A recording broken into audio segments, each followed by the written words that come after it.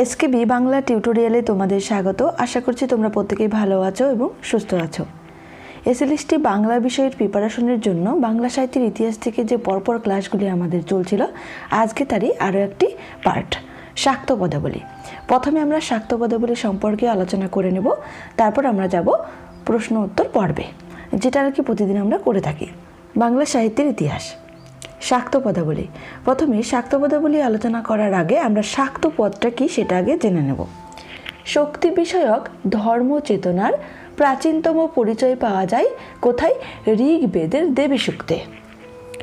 অষ্টাদশ শতাব্দীতে শক্তি সাধনাকে কেন্দ্র করে যে সমস্ত পদ রচিত হয়েছিল তাকেই শাক্ত পদাবলী বলা হয়। এই শাক্ত পদগুলি কত শতাব্দীতে হয়েছিল? অষ্টাদশ শতাব্দীতে আর কি রচিত হয়েছিল। আর যেহেতু এটা শক্তি সাধনাকে কেন্দ্র করে রচিত হয়েছিল, তাই এই পদগুলিকে বলা হয় শাক্ত পদাবলী।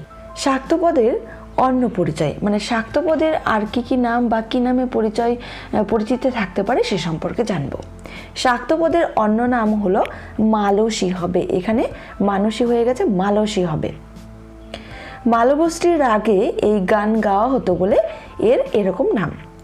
এছাড়া জনপ্রিয় পদকর্তা সাধক রামপ্রসাদ সেনের জনপ্রিয়তায় শাক্ত পদকে আবার প্রসাদী সঙ্গীতও বলা হয়। তাহলে শাক্ত পদের কতগুলি নাম আমরা পেলাম? প্রথমত পেলাম আমরা শাক্ত পদ, তারপরে শাক্ত পদের যে নামগুলো মালসী। আর মালসী নামটা কেন আসলো মালবস্ত্রীর রাগে আর কি গানগুলো গাওয়া হতো বলে। তারপরে আমরা পেলাম কি প্রসাদী সঙ্গীত। ঠিক আছে। শাক্ত পদাবলীর বিকাশ তথা পরিণতির যুগ বলা হয় কত সময়কালকে আর কি? অষ্টাদশ শতককে। এটা কিন্তু গুরুত্বপূর্ণ। এখানে আরও একটা কথা বলে রাখি যে এখানে যেসব মানে তথ্যগুলো আর কি তুলে ধরা হয়েছে সবগুলোই খুব গুরুত্বপূর্ণ এবং সংক্ষিপ্ত আকারে, যাতে তোমাদের পড়তে সুবিধা হয়। কারণ দেখো, আমরা কিন্তু প্রত্যেকেই এই জিনিসগুলো বই থেকে পড়তে পারি, কিন্তু বইয়ে এত ডিটেলসে থাকে যে আমাদের পড়তে আর কি ভালো লাগে না অনেক সময়। সেই জন্য আর কি তোমাদের সুবিধার জন্যই ছোট্ট আকারে খুব গুরুত্বপূর্ণ তথ্যগুলো এখানে তুলে ধরা হয়েছে। 1707 খ্রিস্টাব্দে ঔরঙ্গজেবের মৃত্যুর পর বাংলার নবাবের রাজত্বেও কেন্দ্রীয় শাসন ব্যবস্থার শিথিলতার প্রভাব আরও অলক্ষণীয় থাকলো না। মানে কি বলেছে এটা? 1707 খ্রিস্টাব্দে যখন ঔরঙ্গজেবের মৃত্যু হয়, এটা কিন্তু খুবই গুরুত্বপূর্ণ একটা সাল। বিভিন্ন টেট এক্সামে এসে থাকে, এমনকি আপার প্রাইমারি টেটেও কিন্তু আসতে পারে যে ঔরঙ্গজেবের মৃত্যুর পর কি হলো। যেহেতু তখন আর কি 1707 খ্রিস্টাব্দে ওই সময়টাই বাংলার নবাব কে ছিলেন? ঔরঙ্গজেব। যখন সেই নবাবের মৃত্যু হলো তখন কি হলো, তখনকার মানে সেই সময় আর কি শাসন ব্যবস্থা শিথিলতার প্রভাব আর কি চারিদিকে পড়তে থাকলো। আর সেটাই আর কি সবাই বুঝতেও পারলো, সেটা কিন্তু আর কারো না বোঝার কিছু থাকলো না, মানে সেটা আর কি অলক্ষণীয় থাকলো না আর কি, সেটাই বলছে। সবার কাছে আর কি বিষয়টা লক্ষণীয় হয়ে থাকলো। নবাবের বিলাস বাসন, মত্ততা, ষড়যন্ত্র, ভূস্বামীদের শোষণ, বর্গীর হাঙ্গামা, অত্যাচার, পর্তুগিজ ও মগ জলদস্যুদের আক্রমণ বাঙালিদের জীবনকে দুর্বিষহ করে তুলেছিল। যেহেতু বাংলার নবাব তখন মারা গেছেন, সেই জন্য কি হয়েছে, চারিদিক থেকে মানে বাঙালির তখনকার আর কি জনসাধারণ, বাঙালিদের কথা বলা হয়েছে, তাদের জীবনকে আর কি দুর্বিষহ করে তুলেছিল। আর এই কারণগুলো হচ্ছে গুরুত্বপূর্ণ, যেরকম বর্গীর হাঙ্গামা, পর্তুগিজ ও মগ এবং জলদস্যুদের আক্রমণ, বিভিন্ন ধরনের রাজনৈতিক কারণ যেমন রয়েছে নবাবের বিলাস বাসন, ষড়যন্ত্র, ভূস্বামীদের শোষণ, মত্ততা, সবকিছুই আর কি বাঙালিদের জীবনকে আর কি অতিষ্ঠ করে তুলেছিল, দুর্বিষহ করে তুলেছিল। এই পরিস্থিতিতে মানুষ এমন এক দেবতার কল্পনা করেছিল যিনি মুহূর্তে মানুষকে পরিপূর্ণতায় ভাস্বর করে দিতে পারেন, আবার মুহূর্তে জীর্ণ সৃষ্টিকে ধ্বংস করে নতুন প্রাণের সম্ভাবনা গড়ে দিতে পারেন। বাঙালিদের জীবনকে তখন এমন দুর্বিষহ এবং অত্যাচারিত করে তুলেছিল শোষণ নিপীড়নের মাধ্যমে বিভিন্নভাবে আর কি। আর তখন বাঙালিরা কি ভেবেছিল যে এখন এমন এক দেবতার আবির্ভাব হোক যে কিনা তাদের সমস্ত দুর্বিষহ এই যন্ত্রণা থেকে মুক্তি দিতে পারে এবং নতুন প্রাণের আর কি সম্ভাবনা করে দিতে পারেন। বাঙালির দুঃখ চিত্রের কথা ও দুঃখ মুক্তির সুর শাক্ত গানগুলিতে পরম আকুলতায় ফুটে উঠেছে। আর তখনই কি এই শাক্ত পদগুলি বা শাক্ত গানের আর কি আবির্ভাব হয়। আর এই গানগুলি কি হয়েছে, যে বাঙালিদের দুঃখ চিত্রের কথাও রয়েছে এবং দুঃখ মুক্তির সুর এই গানগুলিতে খুব সুন্দরভাবে ফুটে উঠেছে। বাঙালির মাতৃভাবানুরাগের শ্রেষ্ঠ প্রকাশ ঘটেছে এই গানগুলিতে। এই গান বলতে শাক্ত গানগুলিতে পল্লী নির্ভর বাঙালির পারিবারিক ও সামাজিক জীবনের গভীর সুর এই গানগুলিতে ছত্রে ছত্রে মর্মরিত হয়ে উঠেছে। মানে তখনকার বাঙালিদের যে পল্লী নির্ভর, মানে তাদের যে সমাজ ব্যবস্থা, রীতিনীতি, সামাজিক অনুষ্ঠান, আচার সব কিছু কী হয়েছে এই শাক্ত গানগুলির মধ্যে গভীর সুরে আর কি খুব সুন্দরভাবে ফুটে উঠেছে। এই শাক্ত সঙ্গীতের পথিকৃত সাধক ছিলেন কে? কবি রামপ্রসাদ সেন। শাক্ত পদাবলীর কবিদের মধ্যে উল্লেখযোগ্য হলেন, মানে এই কবি রামপ্রসাদ সেন ছাড়াও আর যারা ছিলেন তাদের নাম আর কি এখানে আমি তুলে ধরার চেষ্টা করেছি তোমাদের সুবিধার জন্য। প্রথমে যেমন কার কথা বলেছি? রামপ্রসাদ সেন। তারপরে রয়েছে কমলাকান্ত ভট্টাচার্য, অতুল কৃষ্ণ মিত্র, আশুতোষ মুখোপাধ্যায়, ঈশ্বরচন্দ্র গুপ্ত, অ্যান্টনি সাহেব, কালিদাস চট্টোপাধ্যায়, গিরিশচন্দ্র ঘোষ, দাশরথী রায়, নীলকণ্ঠ মুখোপাধ্যায়, মধুসূদন দত্ত, রাম বসু, রূপচাঁদ পক্ষী ও হরিনাথ মজুমদার। এগুলো খুবই আর কি গুরুত্বপূর্ণ। এরপর যাচ্ছি আমরা শাক্ত পদাবলীর পদকর্তাদের কিছু গুরুত্বপূর্ণ তথ্য নিয়ে। এখানে 9-10 ক্ষেত্রে যেমন বলা রয়েছে, উল্লেখ করা রয়েছে শাক্ত পদাবলী পদকর্তা রামপ্রসাদ সেন এবং কমলাকান্ত ভট্টাচার্য। সেই জন্য আমি এই দুই কবিদের সম্পর্কে আমি আর কি গুরুত্বপূর্ণ তথ্যগুলি তুলে ধরার চেষ্টা করেছি। প্রথমেই রয়েছে দেখো 1 নম্বরে রামপ্রসাদ সেন। এই শাক্ত সঙ্গীতের প্রধান সাধক কবি হলেন রামপ্রসাদ সেন। খ্যাতনামা এই শক্তি সাধক কবি ও গায়কের জন্ম আনুমানিক 1720 খ্রিস্টাব্দে 24 পরগনার হালি শহরের নিকটবর্তী কুমারহট্ট গ্রামে। এটা কিন্তু খুবই গুরুত্বপূর্ণ। এই হালি শহরের নিকটবর্তী কুমারহট্ট গ্রামটাও খুবই গুরুত্বপূর্ণ এবং তার যে জন্ম 1720 খ্রিস্টাব্দে এটাও কিন্তু খুবই গুরুত্বপূর্ণ। রামপ্রসাদ সেনের পিতা হলেন রাম সেন। এটাও কিন্তু খুবই গুরুত্বপূর্ণ, অনেক সময় এসে থাকে এটা। খুব কম বয়সেই তার মধ্যে কবিতা শক্তি ও ঈশ্বর ভক্তি বিকশিত হয়ে ওঠে। কার মধ্যে? কবি রামপ্রসাদ সেনের মধ্যে। অবসর পেলেই তিনি শ্যামা বিষয়ক গান রচনা করে খাতায় লিখে রাখতেন। তিনি মহারাজা কৃষ্ণচন্দ্রের পৃষ্ঠপোষকতা লাভ করেন।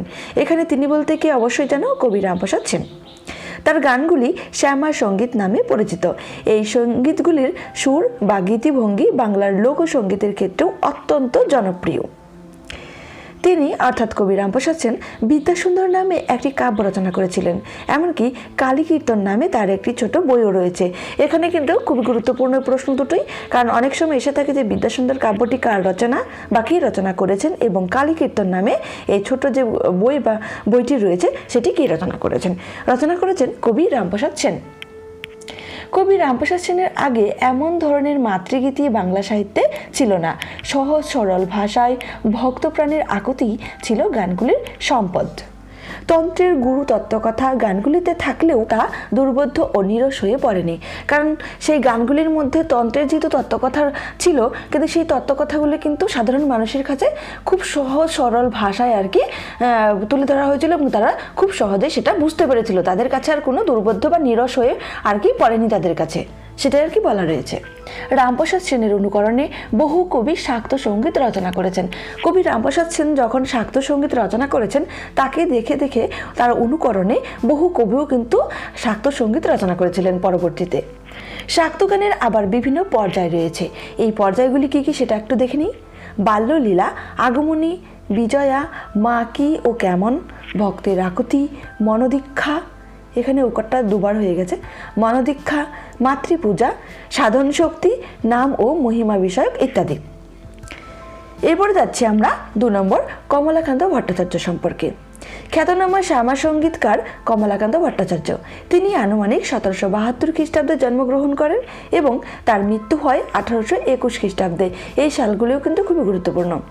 তার গভীর ভক্তি ও আন্তরিকতা সমৃদ্ধ গানের জন্য তিনি বাংলা সাহিত্যে স্মরণীয় হয়ে আছেন। তার বিখ্যাত গানগুলির মধ্যে রয়েছে আমি কি হেরিলাম নিশি স্বপনে।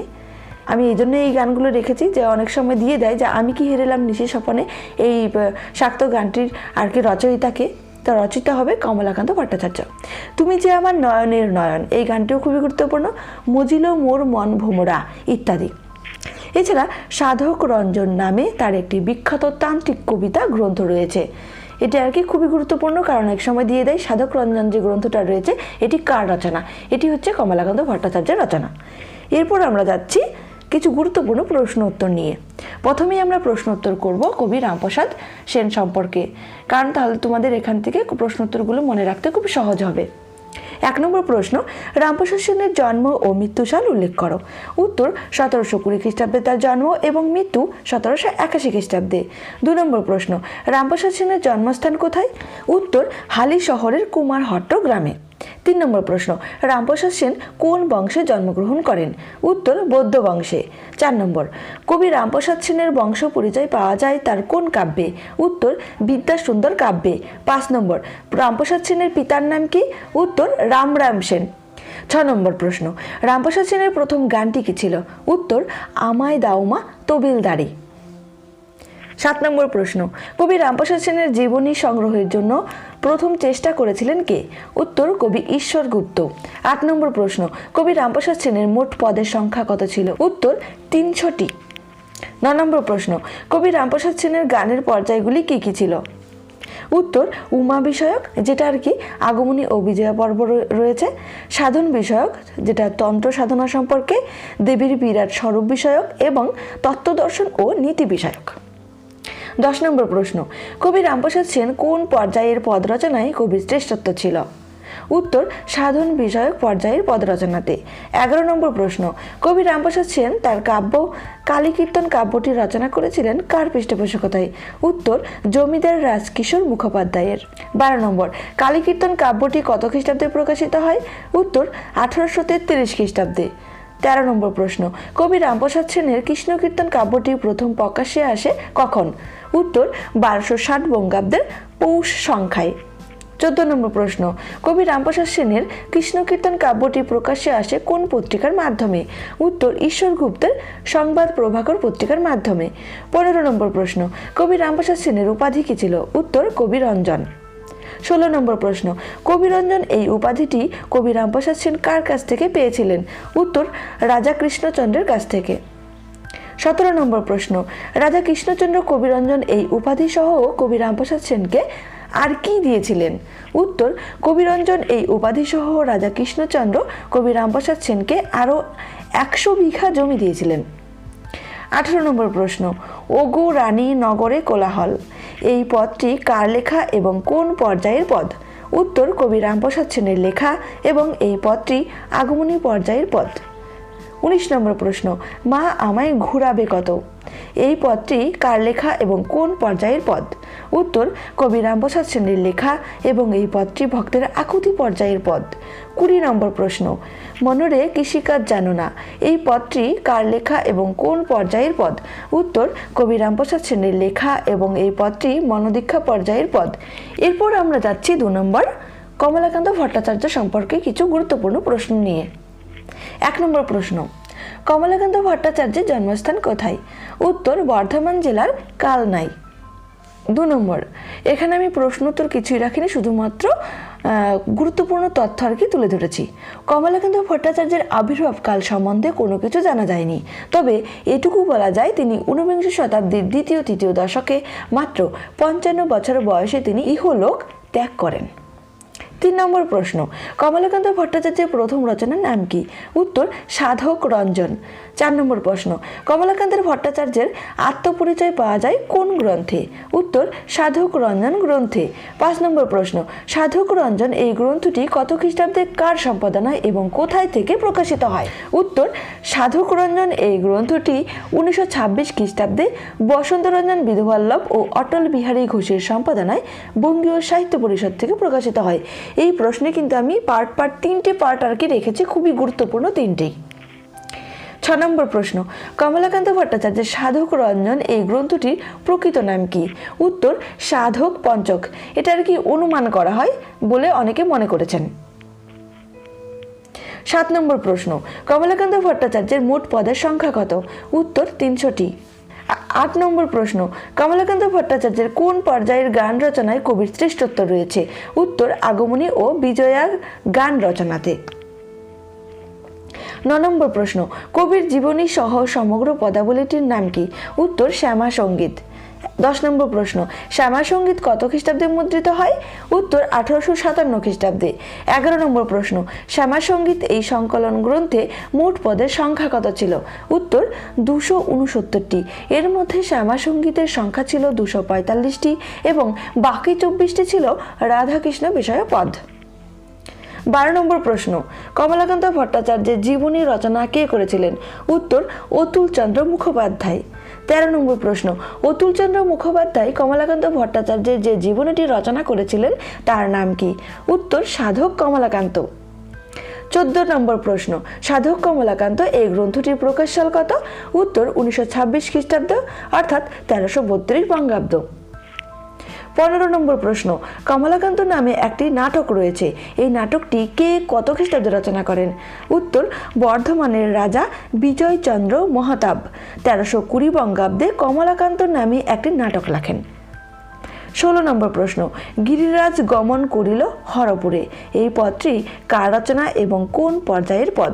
উত্তর কমলাকান্ত ভট্টাচার্যের রচনা এবং এই পদটি আগমনী পর্যায়ের পদ।